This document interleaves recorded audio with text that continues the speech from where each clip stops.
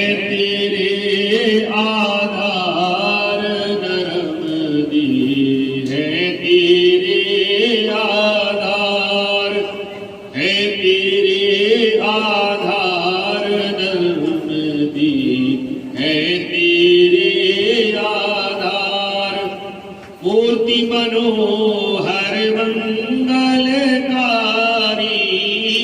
नीलांबर है मकर सवारी रूप अनुपम भव भयहारी महिमा अमित अपार धर्म दी है, तेरे आधार है, तेरे आधार धर्म दी है, तेरे आधार संभलोक से धाराई निकल पर्वत तीर्थ बनाई अमरकंठ जग कीर्ति छाई होवे जय जयकार धर्म दी है, तेरे आधार है, तेरे आधार धर्म दी है, तेरे आधार देवकुंड की शोभा न्यारी जहाँ स्नान करे नर नारी छटानूठी निर्मल वारी चहुदिस भूट भवार धर्म दी है, तेरे आधार है, तेरे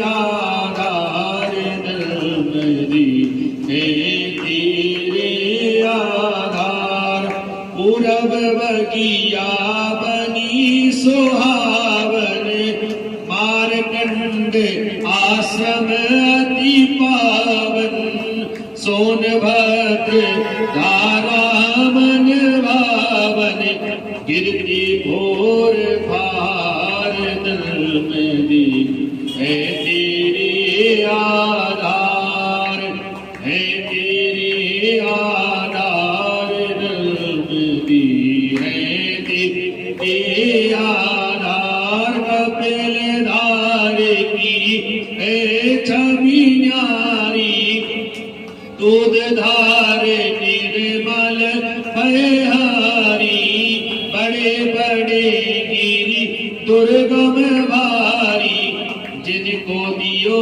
बिदार धर्म दी है, तेरे आधार है, तेरे आधार धर्म दी है, तेरे आधार बड़े बड़े गिरि दुर्गम भारी बड़े बड़े गिरि दुर्गम भारी धार नर्मदा पश्चिम आई उत्तर सोनभद्र प्रभुताई दोनों शिव गंगा पद पाए दिया पातक निहार धर्म दी है, तेरे आधार है, तेरे आधार धर्म दी है, तेरे दान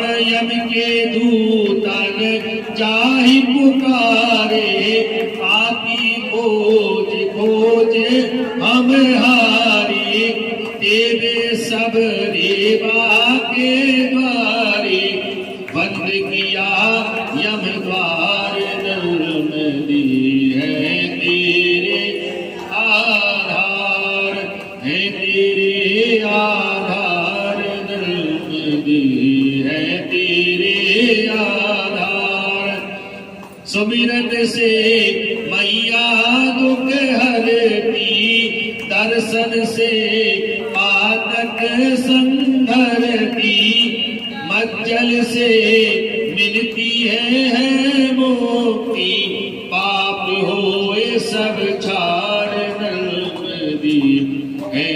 तेरे आधार, है तेरे आधार दर्दी है तेरे आधार। शंकर तुम्हें महावर दीने, तुम कंकर शंकर सब कीने। भक्त जनों निज सेवक जीने, किया जगत उद्धार। नर्मदे है तेरे आधार, है तेरे आधार। नर्मदे है तेरे आधार। मातु नर्मदा तुम्हें मनाऊं, तुम्हारी कृपा विमल मति पाऊं। शिव सरिते तेरे गुण गाऊं, कर दो मेरा पार। नर्मदे है तेरे आधार, है तेरे आधार। नर्मदे है तेरे आधार। पूरी नर्मदा महारानी। श्राप मिला तो वह शरीर धारण करके संसार में अपना कल्याण करने की कृपा प्राप्त की। तो क्या कहते हैं, बड़े भाग मानस तन पावा, बड़े सौभाग्य से मनुष्य तन मिलता है। और अब हम चलते हैं अकड़ के, हम जब चलते हैं हमारे पास धन है, बल है, ऐश्वर्य है, ये सब धन बल और ऐश्वर्य जो है यही रह जाएगा। क्या रह जाएगा? सब कुछ यही रह जाएगा। पर आपके साथ जो जाएगा वो हाथों में सत्कर्म जाएगा। और सुर दुर्लभ सदग्रंथ धन गाव, देवताओं के लिए भी दुर्लभ है, पर वो सुलभ कैसे होगा? वो ब्राह्मणों की चरणों की और गुरुदेव की चरणों की कृपा से। और वो कैसे सुलभ, फिर भी सुलभ कैसे होगा? ब्राह्मणों के लिए कृपा प्राप्त करती तो विन सत्संग विवेक न होई, राम कृपा विनु सुलभ न सोई। वो आत्मज्ञान जो है, आत्मबल जो है, वो कैसे होगा? बिन सत्संग विवेक न हुई, सत्संग में जाना पड़ेगा। अब कहीं सत्संग हो रहा है, कोई नहीं बुला रहा है तो भी चले जाओ। लड़ाई में तो बिना बुलाए चले जाते हो, देखते हो दूर से लड़ाई हो रही है। और बोले सत्संग में, बोले जब गुरुजी नहीं बुलाए, विद्वान ने नहीं बुलाए तो कौन जाए? ऐसा नहीं है, क्योंकि जब सत्संग जहां चल रहा हो बिना बुलाए चले जाओ। अब कोई मना तो करेगा नहीं, भैया तुम चले जाओ छोड़ के। यदि दुश्मन भी हमारे वहां अतिथि बनकर आया है तो उसका भी हम सम्मान करें। ये सत्संग का प्रभाव है।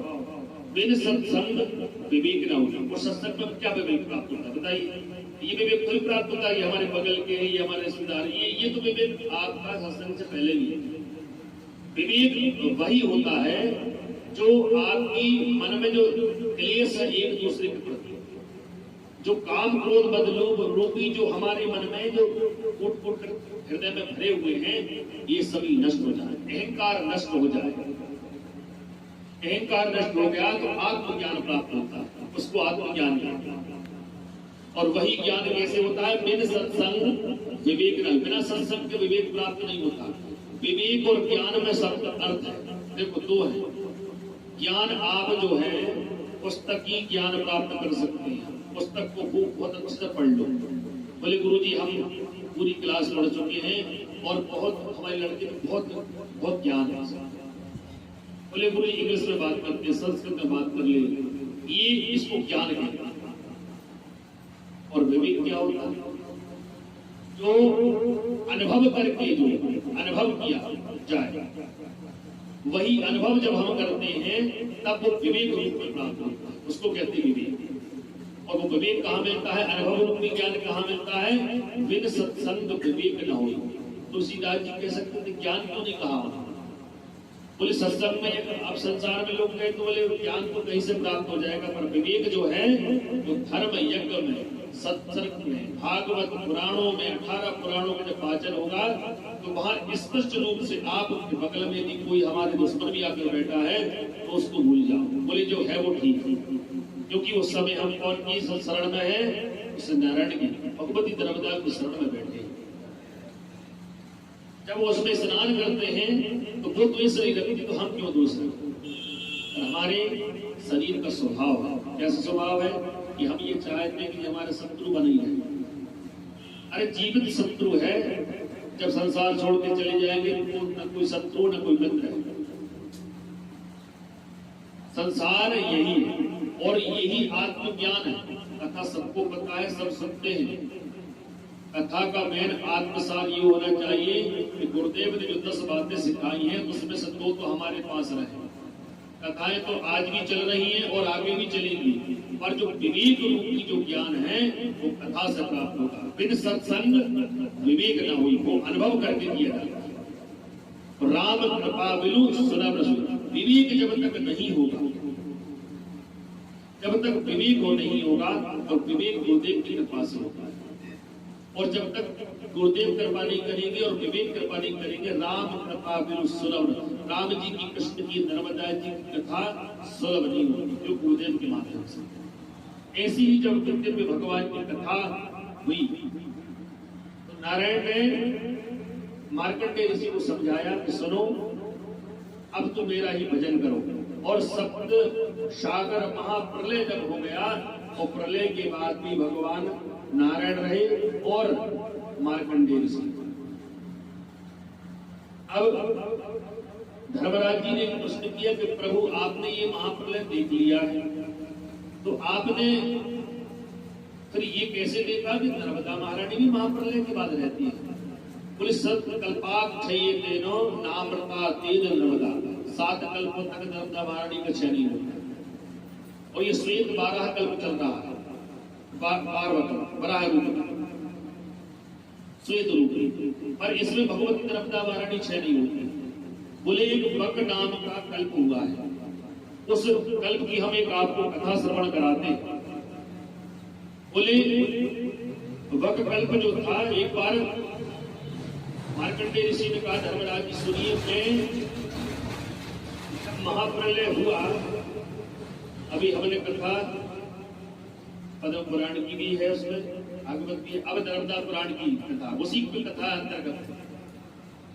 बोले जब मैं महाप्रलय मैंने देखा, मार्कंडेय ऋषि कह रहे, जब मैंने महाप्रलय देखा तो पूरा संसार जलमग्न था, कुछ भी नहीं देखा। अब मैं अपने हाथों के माध्यम से क्या कर रहा हूं, वह संसार में आगे समुद्र को पार कर रहा हूं, कह रहा हूं नष्टे लोके पुरश्चान्ये सलिलेना समाप्रति महावर्णस्य रात्यो बाहुत्तर्या जलम प्रभि। बोले मैं देखा जहां तहां जल दिख रहा है, जल मग्न है पृथ्वी। अब मेरे मन में एक कष्ट ऐसा हुआ कि बोले अब मैं इस समुद्र को पार कैसे करूंगा। तो मैं अपने हाथों के माध्यम से मैंने इस समुद्र को पार करना, तैरना प्रारंभ किया। तो मैं तैरते तैरते इतना तैरा, मैं बहुत परेशान हो गया। तो परेशान हो गया तो तब मैंने एक स्वरूप को देखा, श्वेत रूप धारी एक वक को देखा, बगले को देखा। मैंने श्वेत रूप धारण किया हुआ है वह, और वह इतना विशाल पक्षी है और वो हमारी ओर बड़ी तीव्रता से चला रहा है, तीव्रता से चला रहा है। तो मैंने एकदम उसको देखकर घबरा गया और थोड़ा मैंने विश्राम लिया। वह वृक्ष जो पक्षी था वह इतना विशाल था कि उसकी छाया में विश्राम कर लिया। तब वह बालक, मैं तो बालक स्वरूप में था, जो पक्षी था, पक्षी ने ये निवेदन किया कि सुनो पुत्र, तुम बहुत दुखी हो, बहुत देर से चले चले आ रहे हो, आओ तुम मेरी इस जो पंख है उसमें आकर के अपना विश्राम करना। तो उस मैंने विचार किया कि महाप्रलय संसार में महाप्रलय हो गया है और ये बकरूपी पक्षी कैसे आ गया। यही विचार कर रहा था और उस पक्षी ने मुझे आदेश दिया तो मैंने उनके जो पंख हैं उसमें विश्राम किया। अब विश्राम जब ग्रहण किया तो मुझे बहुत आनंद की अनुभूति, ऐसा लगा कि मुझे ये कोई पहले से पहचान रही। और समुद्र में जब मैंने देखा कि समुद्र में जहां तहां कुछ भी नहीं दिख रहा, वो पक्षी के अलावा मेरे अलावा। अब आगे जब प्रस्थान किया उन्होंने एक चीज और देखी। क्या देखा उन्होंने? बोले मार्कंडेय ऋषि, मैंने ये देखा कि थोड़ी जब दूर चले तो मैंने उनके पंखों से निकल के बाहर देखा। हो सकता है कोई यहाँ पर कोई और भी विद्यमान हो, पर देखा तो वहां कोई विद्यमान नहीं। और कुछ देर बाद जब मैंने देखा तो वह 10 कन्याएं जो थी वो वहां से चली आ रही और वह 10 दिशाओं के स्वरूप में थी और आकर के और जैसे अपनी थाल में गोरी घोड़ गुलाल चंदन थाली में बड़ी दिव्य भगवान भोलेनाथ की स्थापना करके और वह पूजन की सामग्री लेकर चली आई। और जैसे ही वो मेरे पास आई और उस पग के पास आई तो पग जो था अदृश्य हो गए और अदृश्य होकर के वह शिवलिंग ज्योतिर्लिंग में हो गया, परिवर्तन हो गया। अब हमने साष्टांग उनको प्रणाम किया और जो 10 जो कन्याएं जो आई थी, अप्सराएं जो आई थी, वह सभी मिलकर के उस ज्योतिर्लिंग की पूजन करने लगे और बड़े अच्छे से कहते हैं मंगलम भगवान शंभो मंगलम प्रसवध्वजा मंगलम पार्वती नाथो मंगलाय तनोहरः। हे प्रभु, आप संसार का मंगल करिए। मंगलम भगवान शंभो, प्रभु संसार का मंगल करिए। मंगलम प्रसवध्वजा, आप प्रस पर बैठने वाले हैं, वस्त्रधारी हैं, वस्त्रधारी प्रस पर बैठने वाले, जो प्रस आपको धारण करता है, वेल पर आप धारण बैठे हुए। मंगलम पार्वती नाथ मंगलाय तनोहरः। हे महादेव, हम आपको प्रणाम करते हैं। अब जैसे ही प्रणाम करके अप्सराएं ने पूजन की तो मैंने भी मार्कंडेय ऋषि के लिए मैंने भगवान का पूजन किया। अब हमारे साथ में जो खड़े हैं, जो भक्त लोग जैसे पूजन कर रहे हैं, हम भी मिलकर पूजन करने लगे। अब जब पूजन उन्होंने किया तो बड़े विचार करने लगे और थोड़ी देर बाद एक उस समुद्र में एक सुंदर कन्या पुनः प्रविष्ट हुई और वह उसने देखते देखते वह दिव्य नदी का स्वरूप धारण कर लिया और वह इतनी श्वेत रूपधारी है, श्वेतांबर धारी हुई है और उसको दर्शन करने से इतना सुंदर स्वरूप है कि उसके दर्शन करने से मेरा हृदय गदगद हो गया। और जैसे ही मैंने सोचा कि ये नदी इस समुद्र में अचानक कैसे आ गई, तो मैंने उस स्थान को छोड़ करके और नदी के पास पहुंचा तो मैं चला जा रहा हूँ, 100 योजन तक चला गया और उस नदी का मैंने छोड़ प्राप्त नहीं किया, मिले ही नहीं।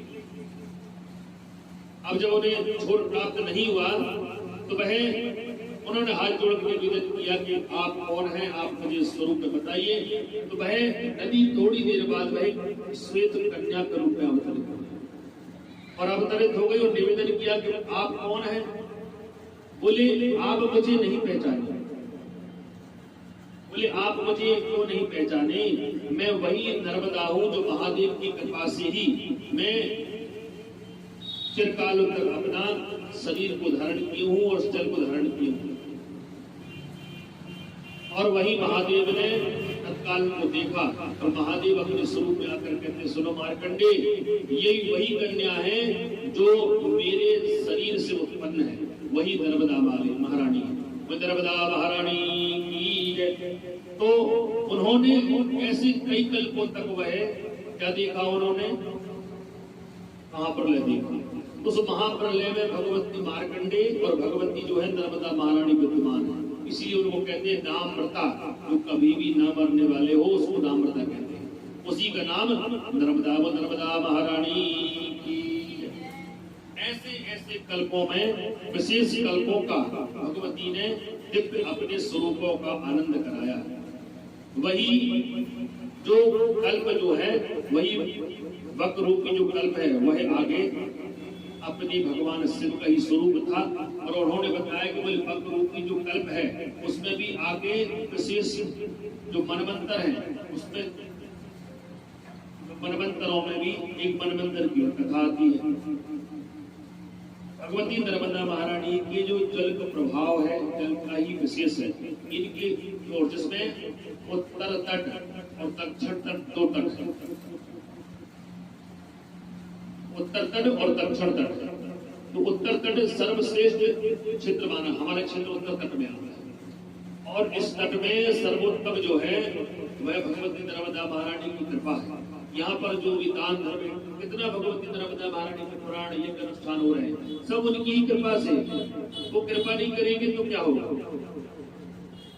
जब तक उनकी कृपा नहीं होगी ये सदकर्म जो हो रहा है ये उनकी कृपा से, जल उनकी कृपा से जल हुआ, खेती की हमने, ये पुरुषार्थों की प्राप्ति भी उस भूमि से, खेती से, धन की ऐश्वर्य की प्राप्ति उस भूमि से ही हुई।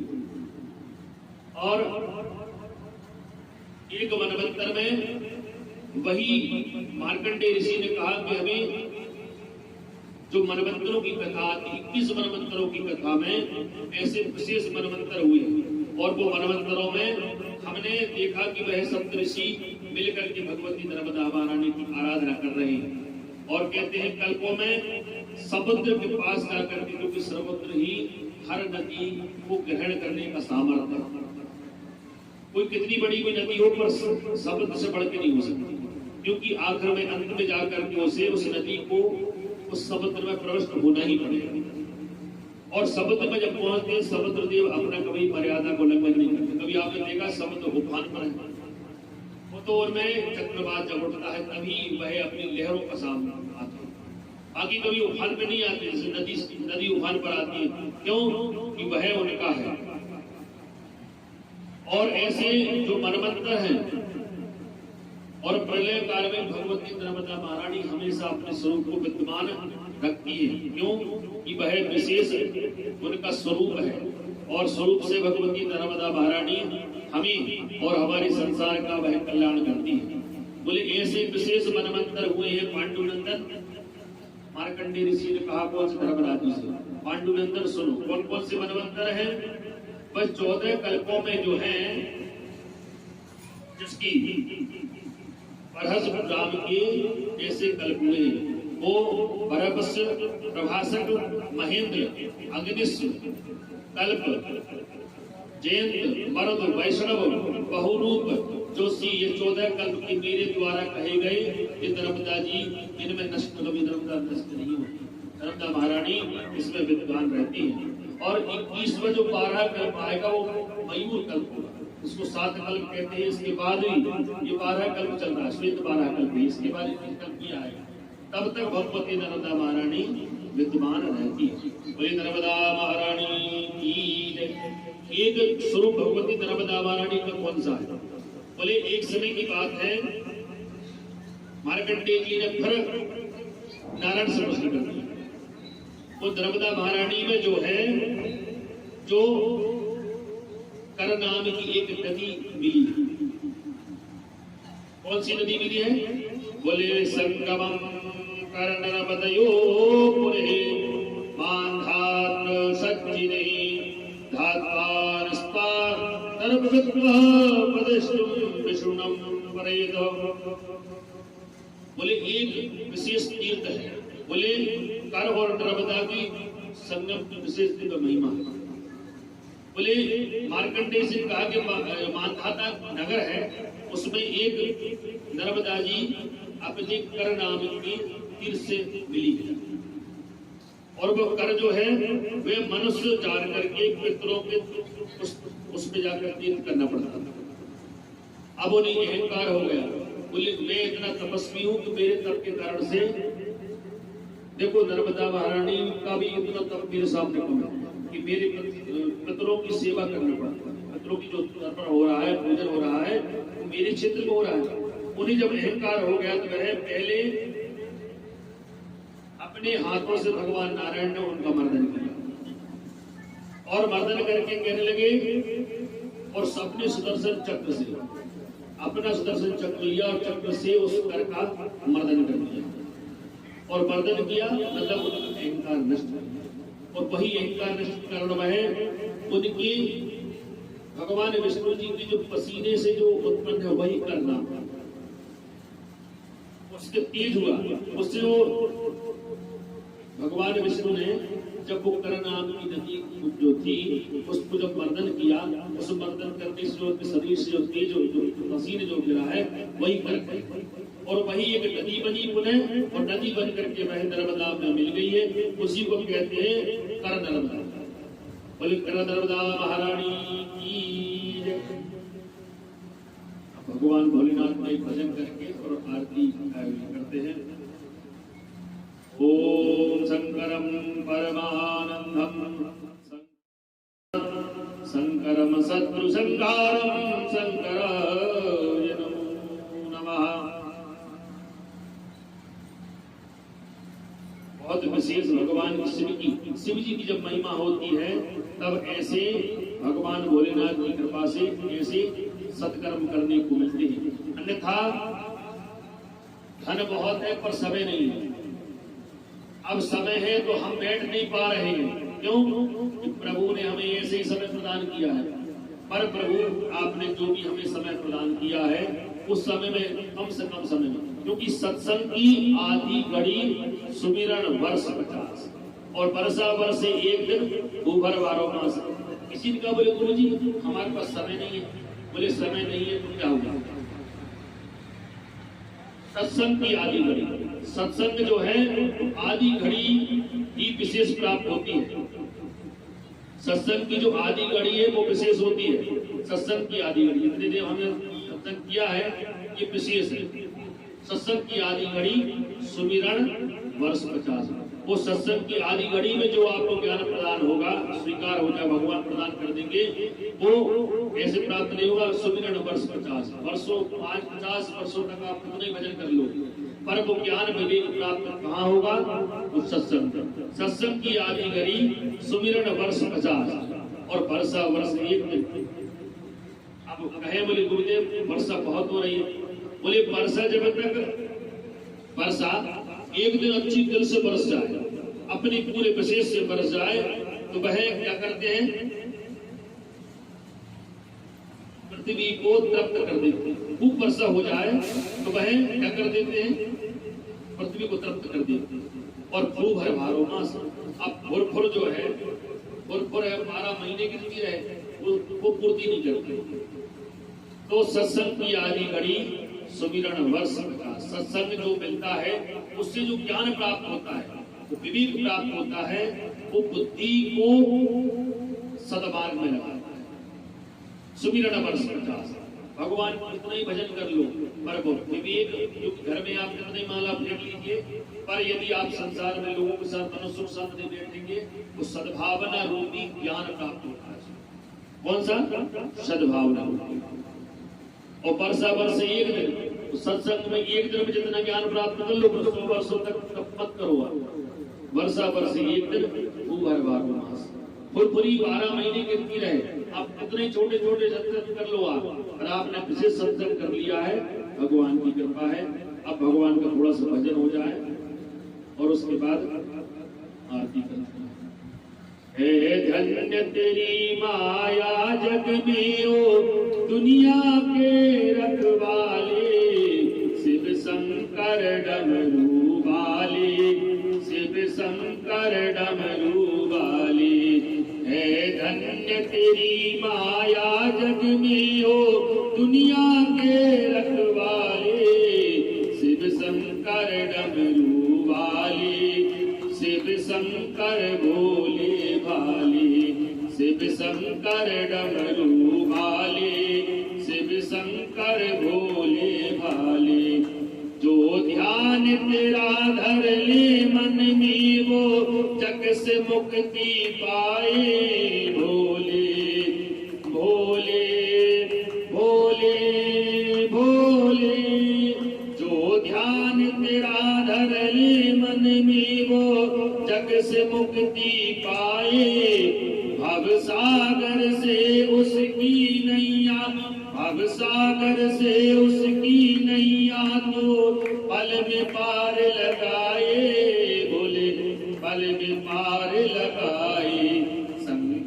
में भक्तों में बढ़कर तो पालयात संभाले, शिव शंकर डमरू वाले, शिव शंकर भोले भाले।